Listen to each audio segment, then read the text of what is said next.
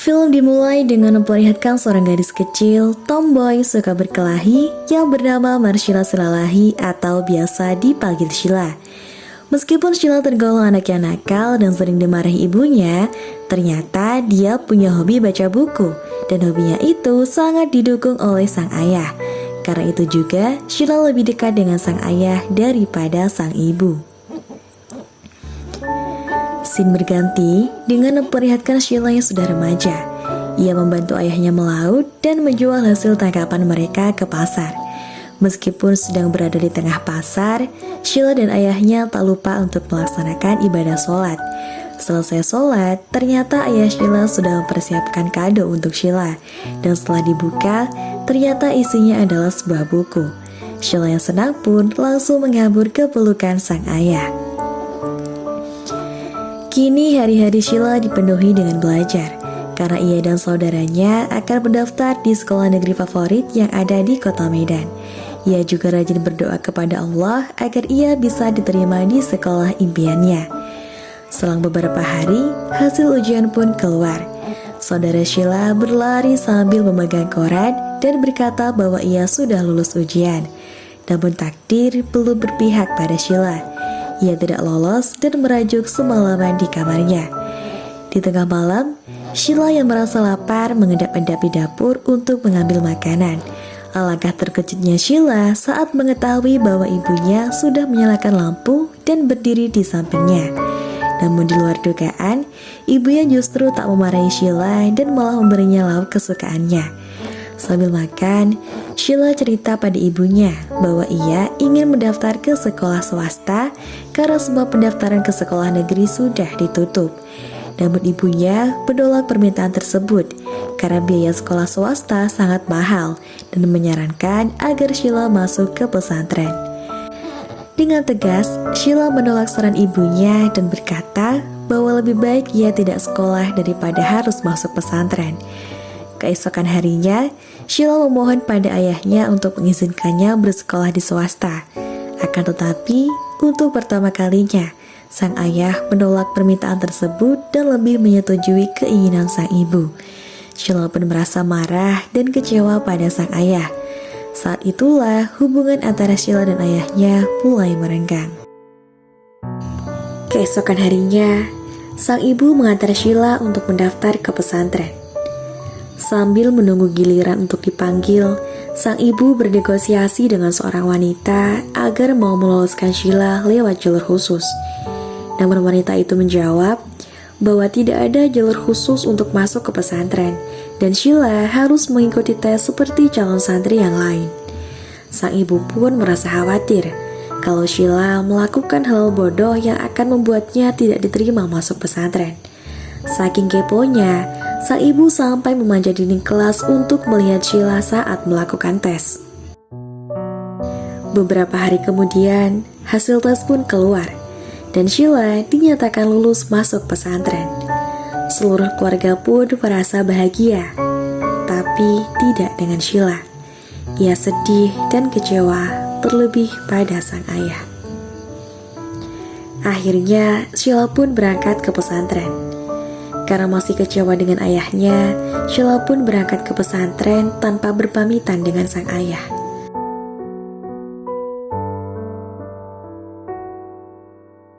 Sesampainya di pesantren, ibu memeluk Sheila dengan erat dan berkata bahwa Sheila akan baik-baik saja di pesantren. Sheila mendapatkan kamar Khadijah 1. Di sana ia bertemu dengan 3 santri baru yang akan menjadi teman sekamarnya. Dialah Manda, Aisyah, dan Icut. Azan maghrib pun sudah berkumandang.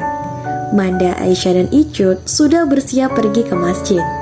Tapi tidak dengan Sheila.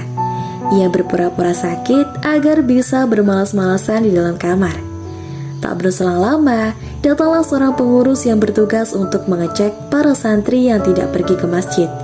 Sheila pun ketahuan pura-pura sakit. Karena takut akan dihukum, Sheila pun langsung berlari ke masjid. Karena saking tergesanya, ia pun sampai kesandung dan jatuh di depan masjid. Tapi bukannya kesakitan, Sheila justru malah senyum-senyum sendiri yang melihat santri tampan yang akan menaiki tangga masjid. Santri tampan itu pun membuyarkan lamunan Sheila dan berkata bahwa mereka harus bergegas untuk sholat berjamaah. Sheila pun langsung bergegas untuk wudhu. Setelah sampai, ia pun terkejut karena menjumpai santri laki-laki di tempat wudhu dan menegurnya. Sebelum laki-laki itu sempat menjawab, Sheila sudah terlebih dahulu masuk. Dan kalian pasti bisa menebak kalau Sheila sudah salah masuk tempat wudhu. Sheila pun berteriak dan segera keluar dari sana. Setelah wudhu, Sheila pun langsung menyusul teman-temannya untuk sholat berjamaah. Kehidupan Sheila di pesantren pun dimulai. Seperti anak SMA pada umumnya, Sheila dan teman-temannya bersekolah di pagi hari dan mengikuti kegiatan ekstra seperti pramuka dan olahraga. Ia juga harus tertib sholat berjamaah, mengaji, dan melakukan hafalan. Bukan hanya itu, jika melanggar peraturan, para santri akan diberi hukuman. Pada suatu malam, Sheila dan teman-temannya diam-diam pergi memetik mangga di halaman pesantren. Tak berselang lama, mereka mendengar suara ustazah yang sedang bertugas untuk mengawasi pesantren putri. Karena takut ketahuan, teman-teman Sheila pergi meninggalkannya sendirian di atas pohon. Sheila yang ketakutan hanya bisa terdiam di atas pohon. Untungnya, ustazah yang sudah berdiri di samping pohon mangga tak menyadari keberadaan Sheila dan berlalu menjauh.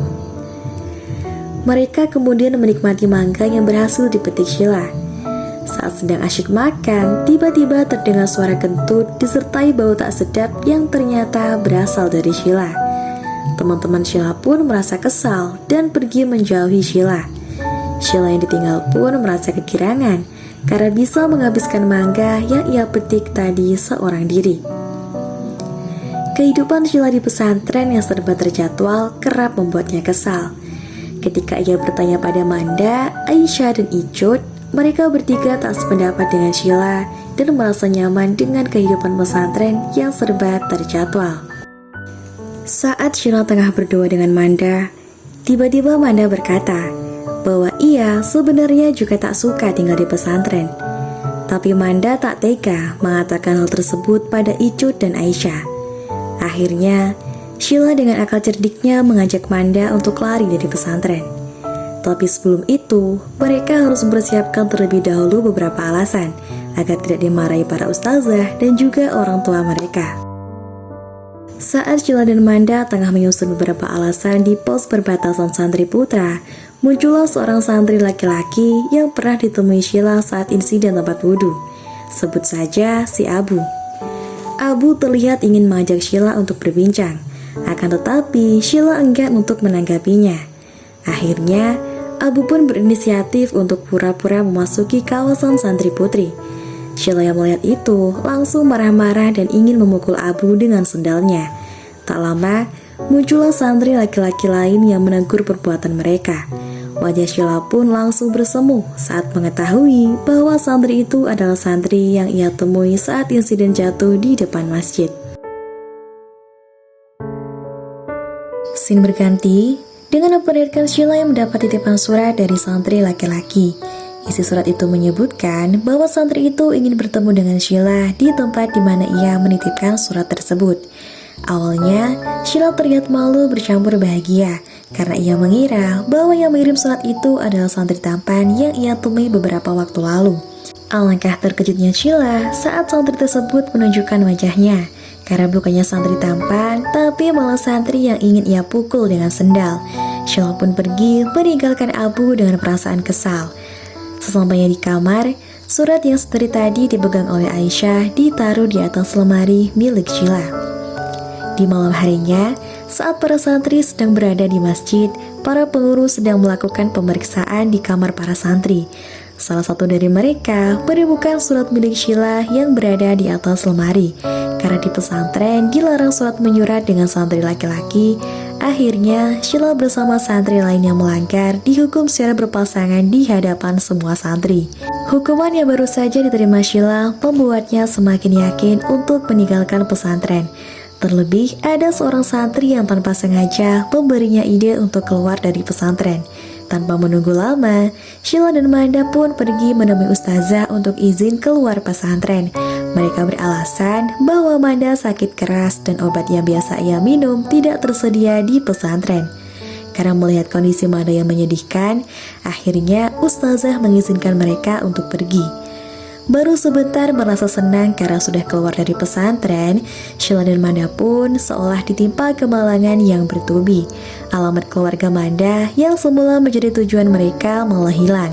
Tak lama setelah membeli minuman, dompet Manda pun turut kecopetan. Ketika mereka berdua sedang istirahat, tiba-tiba Sheila melihat santri tampan yang sedang bersepeda. Tanpa berpikir panjang, ia pun langsung mengajak Manda untuk mengikuti santri tersebut. Karena merasa diikuti, santri itu pun berbalik untuk mengejar Sheila dan juga Manda. Akan tetapi, mereka terlebih dahulu sembunyi di dalam sebuah mobil pick-up. Ternyata, pick-up yang mereka naiki malah berjalan sungguhan. Dan betapa terkejutnya mereka saat pick-up yang mereka naiki malah membawa mereka kembali ke pesantren. Ketika Sheila dan teman-temannya tengah bersama, tiba-tiba datanglah seorang santri yang mengatakan kalau Sheila sedang mendapat kunjungan dari orang tuanya. Karena masih kesal dengan sang ayah, Sheila pun berpura-pura sakit. Karena tak percaya, ibu Sheila datang langsung menemui Sheila di kamarnya dan memberikan buku titipan sang ayah untuk Sheila. Ibunya juga berkata bahwa ayah Sheila yang sedang sakit rela datang ke pesantren demi menemui putri tercintanya. Namun Sheila malah pura-pura sakit dan menolak bertemu dengan sang ayah. Sheila yang pura-pura sakit pun akhirnya terbangun. Dan dengan sembunyi, ia melihat punggung sang ayah yang sudah berjalan menjauh sambil dipapah oleh sang ibu. Di sisi lain, Icut tengah bersedih dan duduk di atap pesantren. Manda dan Aisyah yang melihat itu pun langsung mencari Sheila untuk mengajaknya menghibur Icut. Ternyata, Icut sedih karena orang tuanya tak pernah mengantar atau menjenguknya saat di pesantren. Untuk menghibur Icut, Sheila menggambarkan persahabatan mereka bagi sebuah belanga. Belanga itu mereka gunakan untuk menyimpan air mata sedih dan juga bahagia. Mereka pun berjanji untuk menjaga belanga itu agar tetap utuh dan tidak retak. Setelah itu, mereka saling bercerita tentang rencana masing-masing setelah lulus dari pesantren. Dimulai dari Icut yang ingin menjadi lulusan terbaik sehingga dapat dipilih untuk mengabdi menjadi ustazah di pesantren. Kemudian Sheila yang berencana untuk meneruskan kuliah di jurusan sastra, lalu menikah dan menjadi ibu rumah tangga sambil menulis novel. Teman-teman Sheila yang mendengarnya pun langsung meledeknya. Mereka berkata bahwa Sheila pasti ingin menikah dengan si Abu. Sheila yang tidak terima kemudian mengajak temannya ke lapangan. Di sana ia menunjuk salah seorang laki-laki yang sedang berlatih silat.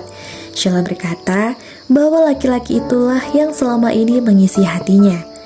Tak lama kemudian datanglah seorang wanita yang memanggil laki-laki itu dengan panggilan Ahi, dan mereka berdua tampak begitu akrab.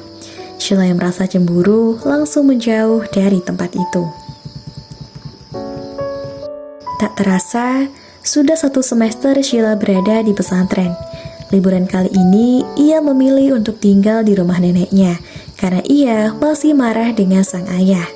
Sang ayah pun datang berkunjung. Sheila enggan untuk sekedar menatap wajah sang ayah. Ayah Sheila pun berkata bahwa tidak ada orang tua yang ingin menjerumuskan anaknya ke jalan yang salah. Setelah itu, ayah Sheila pun pulang ke rumah. Setelah setahun berada di pesantren, Manda, Sheila, dan Icut pun mulai fokus untuk berorganisasi.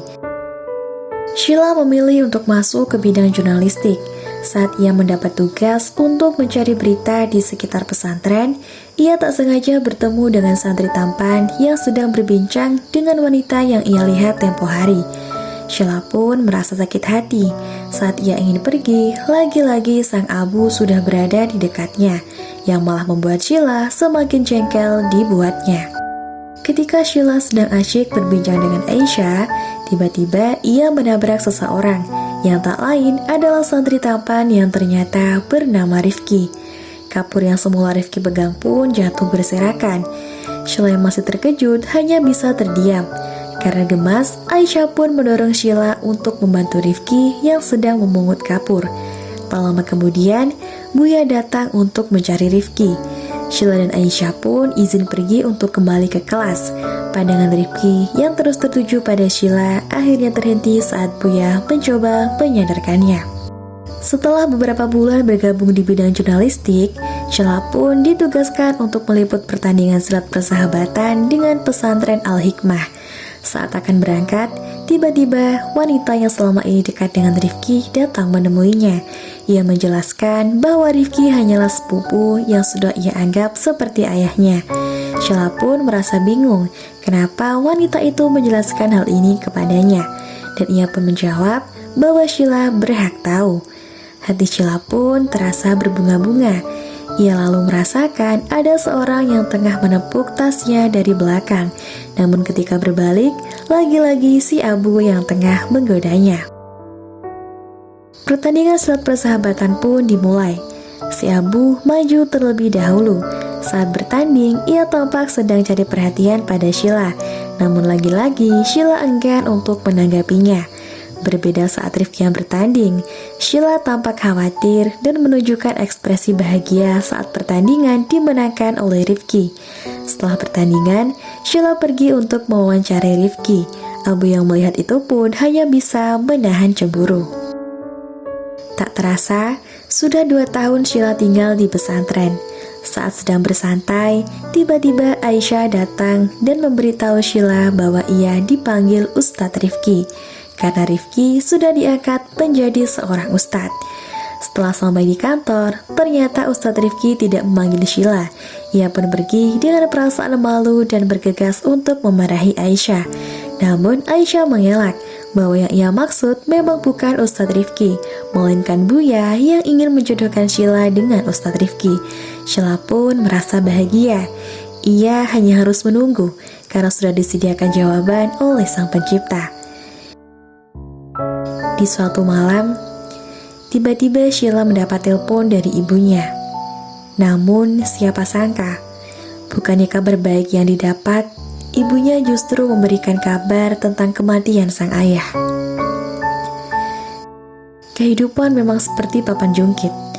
Setelah Sheila seakan dilambungkan ke atas awan, tiba-tiba Sheila merasa meluncur jatuh ke dasar jurang.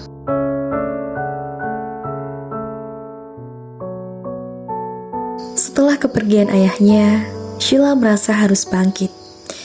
Ia lalu melihat papan pengumuman tentang kompetisi menulis di pesantren, dan ia berencana untuk mendaftar agar kemampuan menulisnya semakin terasah.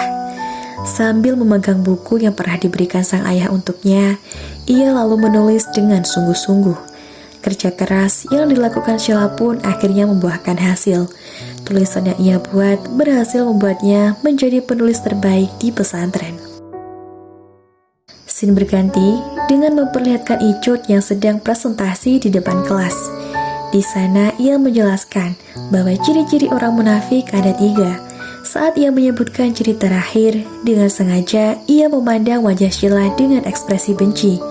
Seusai kelas, Banda, Sheila dan Aisyah yang penasaran pun bertanya pada Icut tentang alasan dari perkataannya saat di kelas tadi.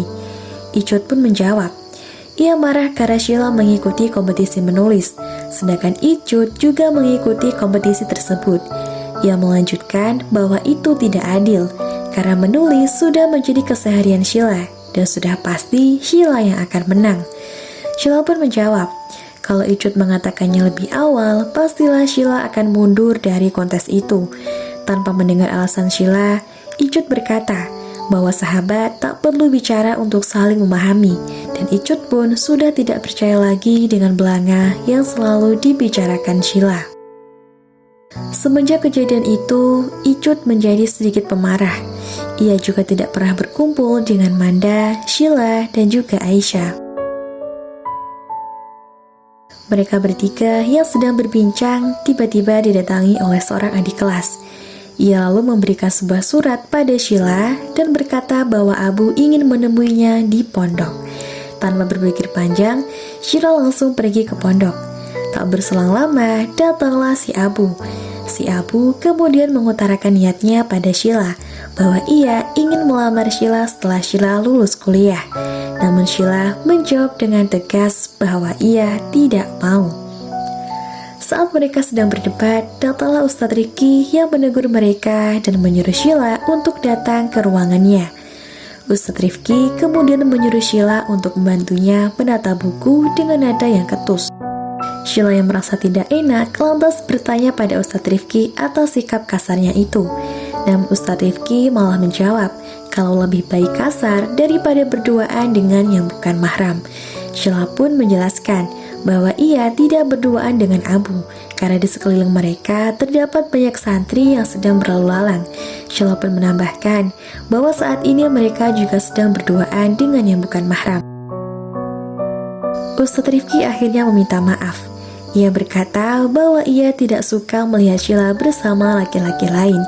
Sheila pun berterima kasih pada Ustadz Rifki dan berkata bahwa ia bisa menjaga diri dan hanya akan mendengarkan perkataan suaminya nanti, bukan mendengarkan perkataan laki-laki yang tidak ada hubungan apa-apa dengan dia. Tak terasa, 3 tahun sudah Sheila berada di pesantren, dan hari kelulusan pun sudah tiba. Abang dan ibu Sheila datang untuk menghadiri acara kelulusan tersebut. Tibalah saatnya Buya mengumumkan peringkat 3 besar. Dan tanpa disangka, Sheila pun mendapat peringkat pertama. Ia lantas dipanggil ke depan untuk menyampaikan kesan dan pesan selama berada di pesantren. Di sana ia bercerita tentang perjalanannya saat masuk ke pesantren yang serba terpaksa. Hingga akhirnya ia bisa betah tinggal di pesantren. Karena dorongan dan juga motivasi yang diberikan oleh ibu dan almarhum ayahnya. Ia juga selalu mengingat pesan dari almarhum sang ayah bahwa segala sesuatu yang dilakukan karena asma Allah, maka kita tidak akan pernah kenal yang namanya kecewa atau sakit hati. Scene berganti dengan memperlihatkan Icut yang sedang mengamasi barangnya, karena harapannya untuk menjadi ustazah sudah pupus. Tak lama, datanglah Sheila yang menyuruh Icut untuk segera ke rumah ustazah dan bukannya mengemasi barangnya. Icut yang mendengar itu pun merasa marah dan tersinggung karena pada kenyataannya ia hanya memperoleh posisi keempat. Akhirnya, Sheila menjelaskan bahwa ia mengundurkan diri untuk menjadi ustazah. Karena cita-citanya adalah lanjut kuliah dan menjadi ibu rumah tangga sambil menulis novel. Sheila juga minta maaf pada Icut atas insiden kompetisi menulis kemarin. Sheila menjelaskan bahwa saat itu ekonomi keluarganya sedang buruk setelah sang ayah meninggal. Karena mengetahui hadiah kompetisi yang cukup besar, tanpa pikir panjang, Sheila langsung ikut mendaftar. Icut yang mendengar penjelasan Sheila merasa bersalah, dan akhirnya kesalahpahaman mereka pun sudah terselesaikan. Scene berganti dengan memperlihatkan Sheila yang diberi surat oleh Ustadz Rifki. Sheila membaca surat itu sambil tersenyum bahagia. Surat tersebut berisi pernyataan cinta yang baru berani diutarakan oleh Ustadz Rifki pada Sheila. Sementara itu, Manda yang sedang mengemasi barangnya di kamar tiba-tiba dipanggil untuk pergi ke ruang ustazah. Saat Sheila ingin membantu mengemasi barang milik Manda, ia menemukan foto Ustadz Rifki di dalam kardus milik Manda. Saat itulah Sheila mengetahui bahwa Manda juga menyimpan rasa yang sama dengannya pada Ustadz Rifki. Setelah itu, Sheila pun membalas surat yang dikirim oleh Ustadz Rifki. Di sana Sheila menulis bahwa permintaan dari Ustadz Rifki belumlah menggerakkan hatinya. Mungkin waktunya yang belum tepat, karena Sheila masih perlu banyak belajar untuk lebih memperbaiki diri agar bisa menjadi tulang rusuk yang kokoh untuk laki-laki yang tulang rusuknya ia curi. Beberapa tahun setelah kelulusan, di acara launching buku milik Sheila, Icut, Aisyah, dan Manda datang untuk memberikan selamat pada Sheila.